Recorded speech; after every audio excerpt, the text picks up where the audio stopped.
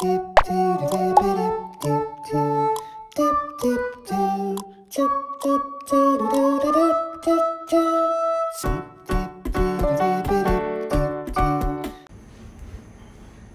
semuanya, di sini saya akan membuat video UAS dengan menjawab 5 pertanyaan. Pertama-tama, perkenalkan, nama saya Joshua Stephen Gerard Sidabalok dengan NIM 061212829040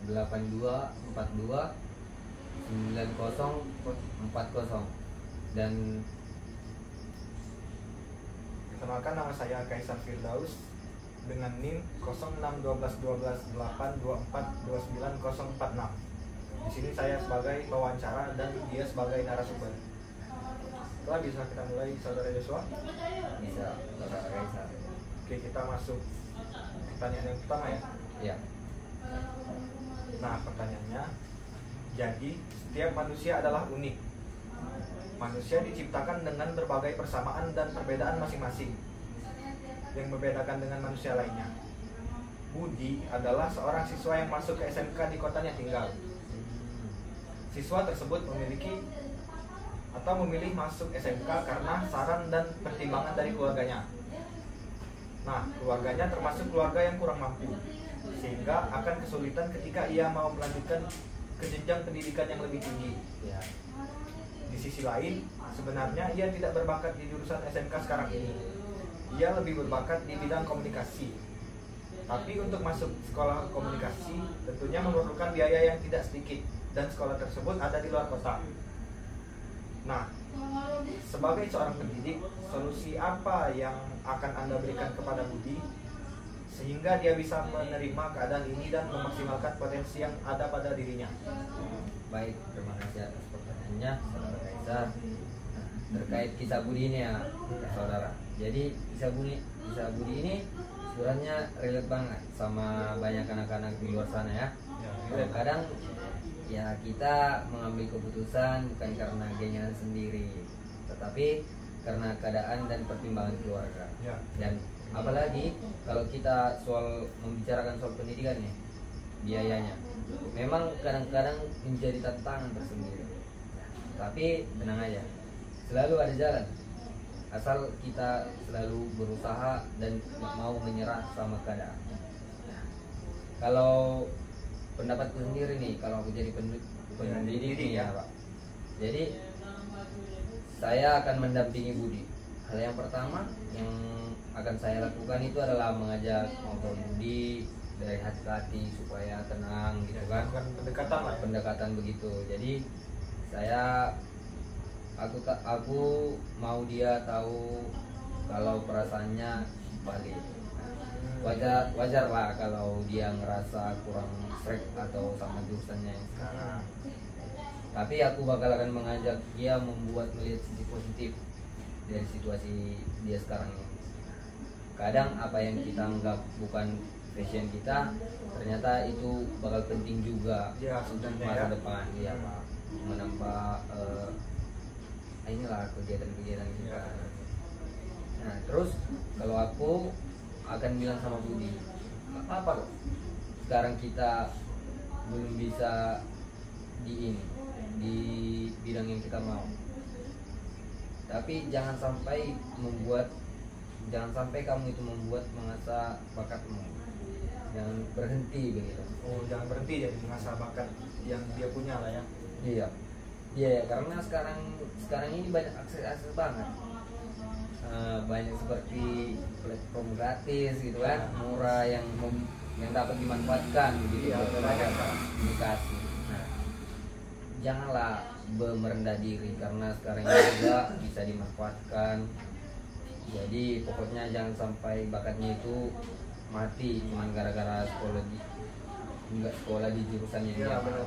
Jadi masih bisa diasah lah ya. Cara lain. Dengan bisa diasah lah. Iya. Dan yang paling penting kita harus menyupport dia dan tetap buat dia selalu bermimpi. Jadi kadang mimpi itu nggak harus langsung percaya sekarang juga, nggak langsung terjadi begitu kan. Bisa aja jalani hidup Budi ini memang harus muter dulu atau berbelit-belit begitu. tapi bukan berarti dia nggak bisa sampai datang ke tujuannya begitu kan. Ya. Banyak kok orang yang sukses awalnya nggak sama sekali ada passionnya, tapi akhirnya balik ke jalan yang benar yang mereka suka. Jadi intinya aku akan bilang sama Budi, jangan patah semangat. Ya kamu itu unik dan punya potensi yang sangat besar. Mungkin sekarang jalannya nggak sesuai harapan, tapi bukan berarti kamu nggak bisa berkembang. Terus asa bakatmu, carilah peluang di mana aja, dan jangan lupa nikmati prosesnya. Siapa tahu nanti kamu akan menjadi sebuah inspirasi yang banyak orang tahu, yang pernah ada ya di posisimu sekarang ini. Sekian dari saya, Saudara Desa. Kita masuk ke soal yang kedua ya. Iya. Nah, jadi di sini ada seorang siswa, sebut saja ya, namanya Andi. Dia itu merupakan seorang siswa SMK di sebuah kota besar di Pulau Sumatera. Dia merupakan seorang yang memiliki bakat di dunia teknik. Hanya saja, ia orangnya tidak percaya diri, pemalu, overthinking. Dia selalu ragu akan keputusan dan tindakan yang dia buat. Dia juga takut keputusan yang dia buat akan ditolak oleh orang lain. Nah, sebagai seorang pendidik, solusi apa yang akan Anda berikan kepada Andi sehingga dia bisa menerima keadaan ini dan memaksimalkan potensi yang ada pada dirinya? Jadi kalau menurut saya itu, kalau cerita tentang Andi ini ya, sangat menarik juga ini sebenarnya, karena aku yakin banyak banget anak-anak yang punya bakat tapi seringkali terhambat sama rasa yang kurang percaya diri, malu, atau overthinking begitu. Jadi kalau aku jadi pendidik nih, pendidiknya Andi, aku akan ngobrol santai dulu sama dia biar nggak ngerasa terburu-buru, biar ngerasa nyaman, nggak ada kayak gila gitu. Nah, pertama-tama aku akan bilang sama si Andi, aku tahu kamu punya bakat yang ada bakat lebih di dunia teknik. Jadi itu sangat bagus sekali. Tapi aku juga ngerti kalau kamu kadang-kadang suka ragu atau salah begitu. Itu hal yang wajar sebenarnya. Semua orang pasti pernah ngerasain begitu, bukan ya?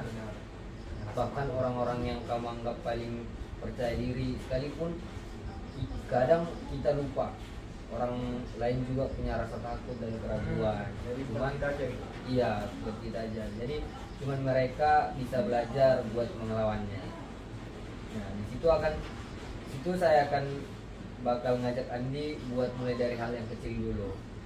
Ya supaya lebih fokus aja, mulai dari hal kecil sampai ke hal yang besar.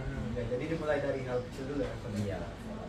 Jadi misalnya nih, coba ambil keputusan sederhana setiap hari, kayak inilah Pak, kayak kita memilih alat yang mau dibuat kayak proyek gitu kan, atau bukan proyeknya. Iya. Jadi atau ngasih ide waktu diskusi gitu. Contohnya kayak aku bilang, gak usah takut salah, karena salah itu bagian dari proses buat belajar. Jadi kalau kamu nggak pernah coba, ya kita kan bakal nggak tahu gitu kan.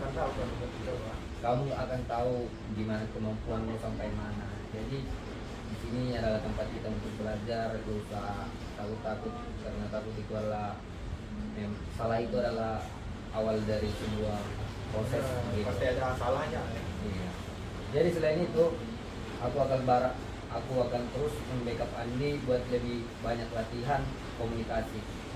Bisa mulai dari ngobrol sama teman sekelas, ikut organisasi, atau bahkan prestasi kecil-kecilan lah Pak, gitu. Ya. Aku akan bilang nggak usah lagi jadi jago ngomong di depan banyak orang. Mulai aja yang dari hal yang kecil.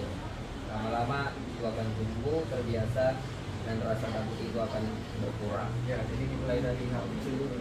Iya, mulai dari hal kecil baru kita lakukan yang besar. Paham Pak?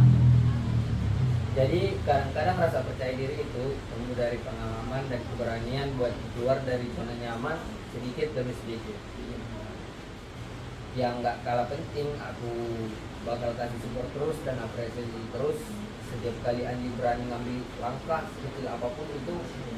selalu mendorong dengan bilang kan kamu keren, kamu jago, kamu berani coba gitu kan. Jadi jangan takut buat terus belajar dan berkembang. Kadang yang dibutuhkan anak-anak kayak Yandi ini cuma sedikit dorongan dan pengakuan dari seseorang supaya mereka yakin dengan diri sendiri. Jadi intinya aku bakal bantu Andi menerima dirinya dengan apa adanya begitu kan, dan kasih ruang dibuat dia berkembang tanpa tekanan yang berlebihan. Dan aku juga dia pengen tahu bahwa kalau dia itu nggak sendiri, dan setiap orang punya waktu, cara dan masing-masing buat bangun rasa percaya diri. Yang penting dia terus bergerak, maju dan tidak takut buat jadi dirinya sendiri.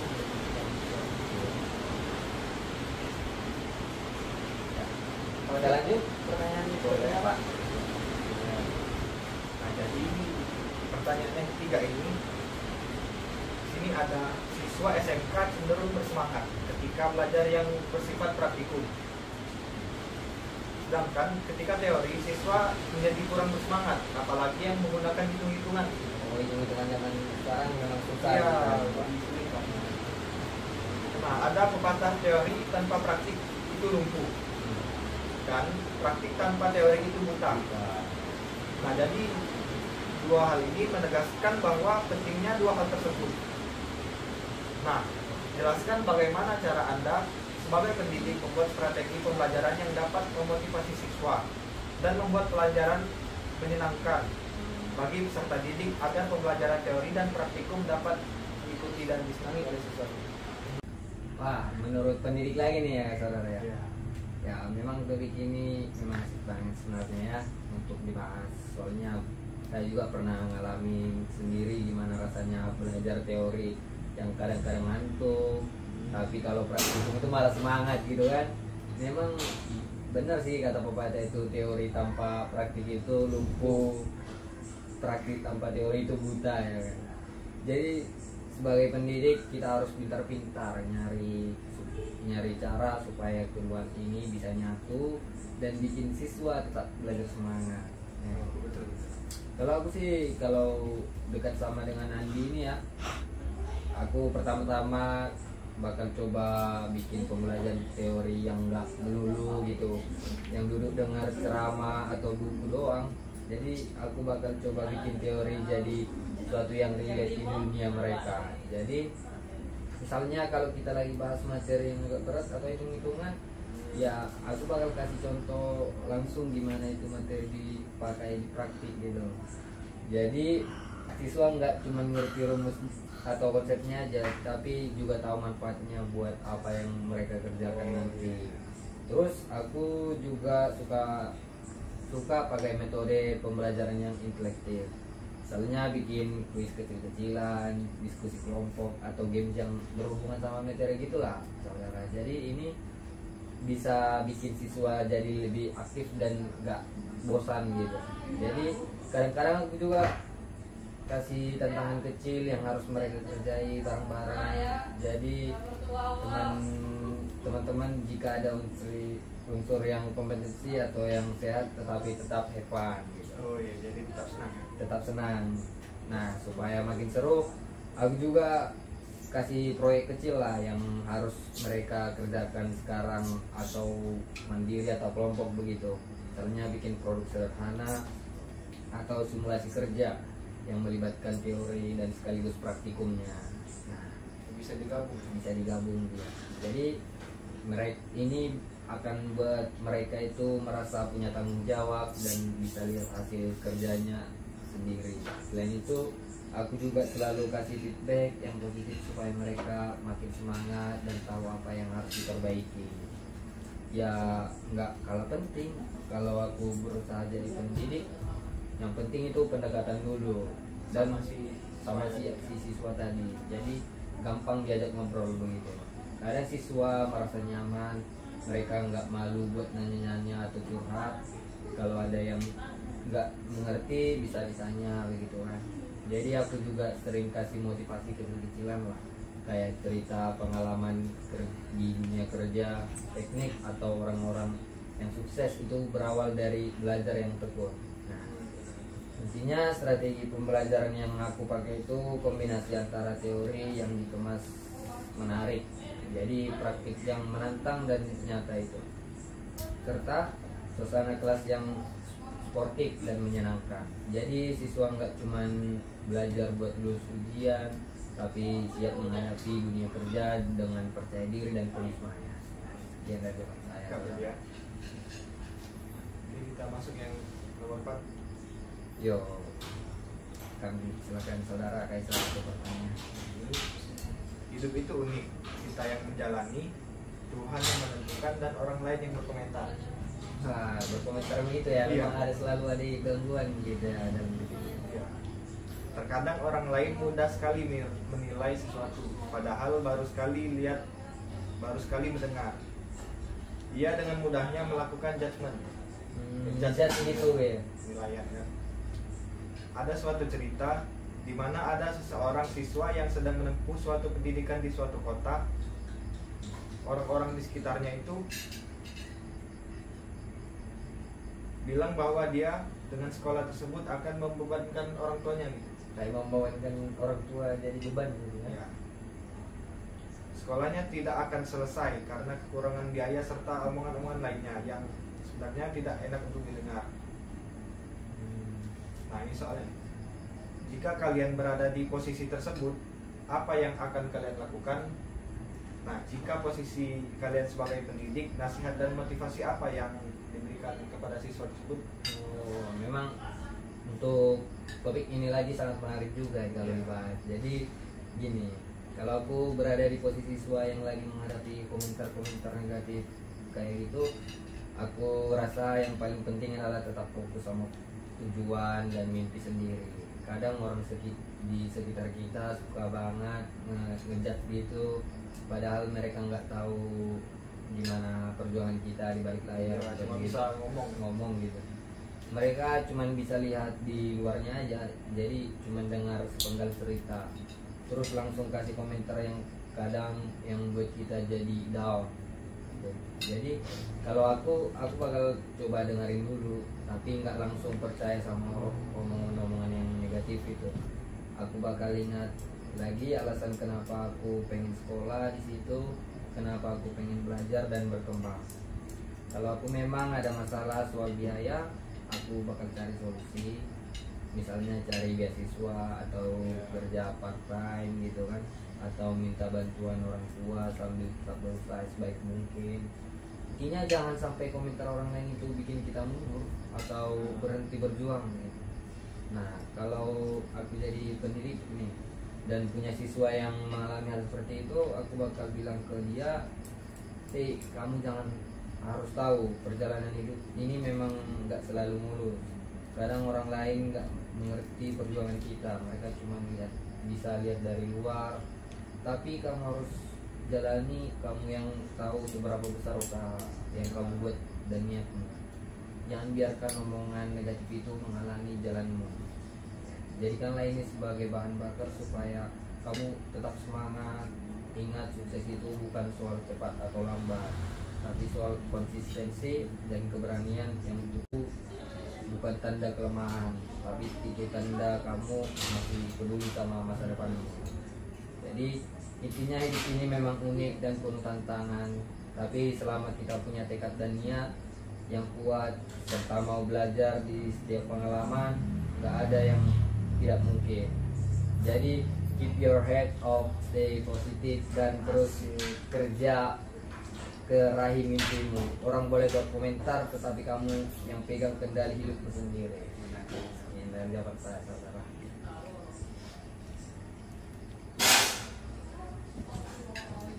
Nah, kita lanjut ke pertanyaan kelima, yang terakhir ya. Iya, saudara kita. Cukup. Semangat. Ya, Nah, pertanyaannya, kata-kata motivasi apa yang paling mempengaruhi hidup Anda sehingga Anda menjadi lebih bersemangat dan berbahagia dalam menjalani hidup? oh, kayak gimana motivasi kita menjalani Ya, hidup gitu kata-kata ya. yang bikin kita semangat. Jadi kalau kata-kataku, jangan takut jadi versi paling aneh dalam dirimu sendiri, karena disitulah keajaiban hidup sebenarnya dimulai.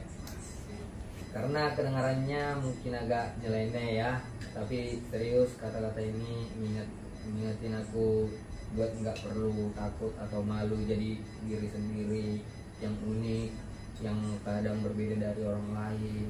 Kadang kita suka terjebak pengen diterima, pengen cocok sama standar orang lain, pengen sama lah gitu. Iya.